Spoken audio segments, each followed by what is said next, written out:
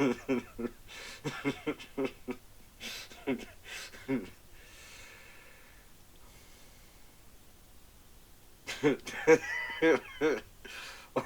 my god. Oh man. Oh. Oh boy.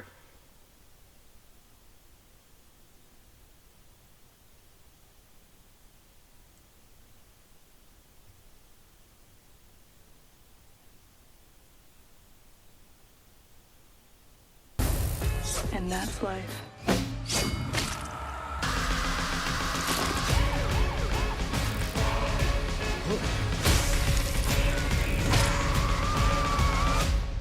Oh, fuck.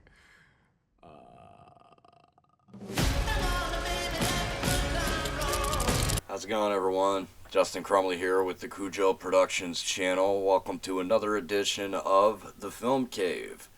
Today we're going to be talking about The Monkey. This is the newest film directed by the same guy that did Longlegs, Oz Perkins. He also stars in the film along with Theo James, Tatiana Maslany, and Rohan Campbell. A pair of twins discover a wind-up monkey left behind by their father. They also notice that when the monkey plays its drums, death seems to occur in the most gruesome and over-the-top ways all around them. Each of these deaths eventually lead to the family being ripped apart. I was a huge fan of the film Longlegs last year. I saw it twice. I know it wasn't everybody's cup of tea, but I rather enjoyed it myself. I actually thought it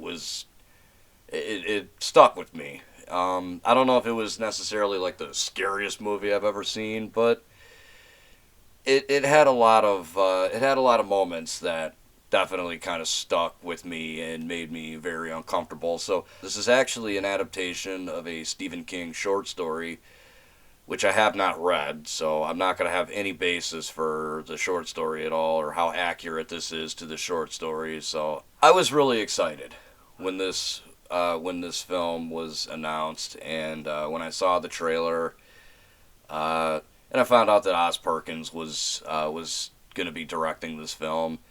I had some high hopes for it. I would say the first half of this film probably lived up to, at least partially lived up to the expectations. Now, I wasn't really quite sure as far as like what tone I was expecting. The film looked kind of like a mixed bag between like a splatterhouse comedy and a legitimately uncomfortable horror film that's meant to make you actually like tense and uncomfortable. So I was a little conflicted on what the tone was going to be. And to be 100% honest, that's kind of the best way I can describe my opinion of this movie. I think it's a mixed bag. The first half of it is essentially like a splatterhouse dark comedy, which I really enjoyed. I thought that was the more entertaining part of the film. Was maybe the first, I don't know, half hour, 45 minutes. I thought it was, I was in. I thought it was pretty funny. It wasn't taking itself very serious. It was obvious that it was having fun. And I think that is something that is almost integral to something like a splatterhouse comedy. I think it's integral that the movie looks like it's a lot of fun. Like the actors had a lot of fun. Maybe the director had fun directing the film. Like that's kind of an essential. I think that's an essential aspect of a film that's essentially trying to be like a gory dark comedy. Then you get to the second half of this movie, and that's where, in my opinion, the problems kind of start to manifest. Now, I'm going to get into some spoiler territory a little bit. I don't know if anyone cares, but the father, played by Theo James, there's a part in the film where we find out that his character only sees his son once a year, which, given what we know about the wind-up monkey, we understand that as an audience, but obviously the son doesn't really understand that, and the father hasn't really told the son anything. And the second half of the film is essentially like the manifestation of all that, of like the one day a year where the father gets to see the son, and it just so happens that this wind up monkey gets involved. So again, that's as close to spoilers as I'm gonna get. I'm not gonna go into details or anything. That part of the film, the stuff with the son, in my opinion, is where the film kind of falls flat for me. When it tried to be more serious and it tried to kind of snap the audience up and be like, like, hey, this is a serious movie, and you better care about what's going on. I don't know. I didn't really enjoy the second half of this movie. The little skit I put at the beginning of this review was essentially my experience with the film as I saw it.